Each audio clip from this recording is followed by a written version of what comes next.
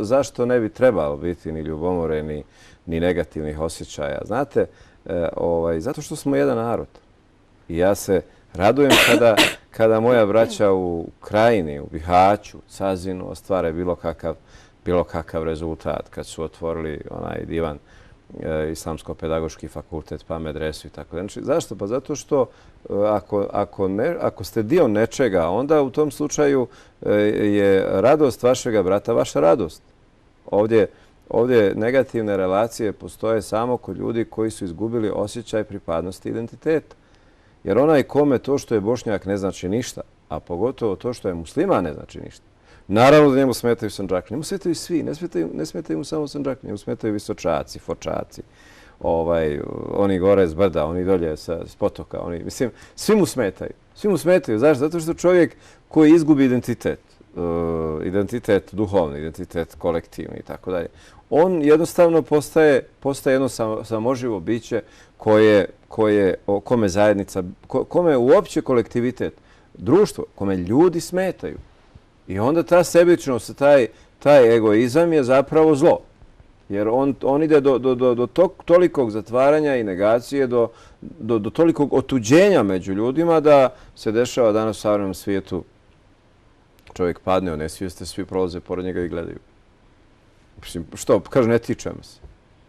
I pazite, da to bude civilizacijska vrijednost. Pa naravno da nije to civilizacijska. To ne može biti civilizacijska vrijednost. Izvinite. Prema tome, to su ti ljudi. Ti ljudi su na kraju krajeva otuđeni od sebe. Otuđeni su od sebe. Jer vidite, sve što je lijepo, Allah Đelešanu je ostavio da se dijeli s nekim. Znači, radost. Ali zaboravili smo to, čini se. Pa naravno i zato patimo. Zato ljudi imaju problema i da se raduju. Zato imaju problema da se... Zato, na primjer, danas imate u najrazvijenijim dijelovima svijeta, kaže, znaš, da bi bračni par, da bi rodili dijete, potrebno nam je i da ga odgajamo, potrebno nam je mjesečno 1000 € I onda, pa kaže, ne možemo još da... Pa onda, prosto, pa da bi ovo treba nam... I onda kaže, najbolje da ga i ne rodimo. A posle toga kaže, pa ako ga nećemo raditi, što bi se udavali žene. I onda dolazi do jednog potpunog kolapsa. I to je sve češće danas razmišljanje. Pa naravno da jeste, ali to je o čemu se radi? Radi se o jednoj potpuno nehumanoj logici i jednom potpuno neljudskom vrednovanju. Pa ljudi moji, pa čovjek nije matematika, čovjek nije stvoren samo od džepova, čovjek nije samo biološko biće koje treba da izračuna koliko mu treba da jede i da preživi.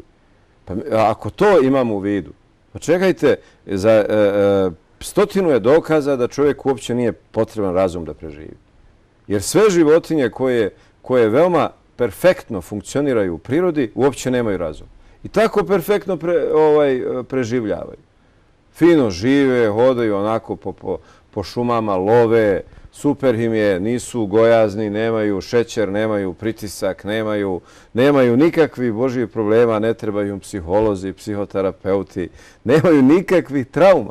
U čemu je onda problem? Znači, zato što ako čovjek traži sreću ili mjeri uspjeh po biološkoj dimenziji isključivo, pa izvinite, onda nek uče životinje. I zato je čovjek se tu pogubio i htio bi da svoj razum kao najveću svoju vrijednost koristi za te banalne stvari. Razum se koristi za nešto drugo. Razum je sredstvo moralne i duhovne afirmacije, a ne biološke afirmacije.